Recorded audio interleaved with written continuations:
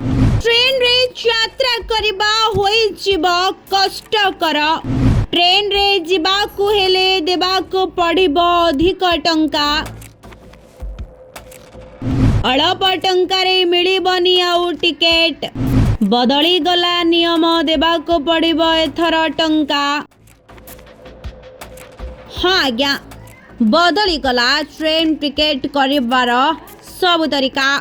एणिकी अधिक टंका देबे आपण train ticket book करिबे।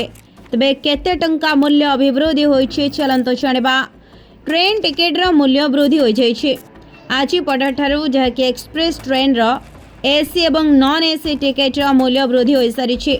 Non AC kilometre पिछा 1 पैसा एवं एसी 2 पैसा वृद्धि होई जाइछि। 500 किलोमीटर पर्यंत सेकेंड क्लास टिकेट वृद्धि होइनी। 500 किलोमीटर पर किलोमीटर पिछा आधा पैसा अधिक। 501 रु 1500 किलोमीटर दूरता पाई 5 टंका वृद्धि करा जाइछि।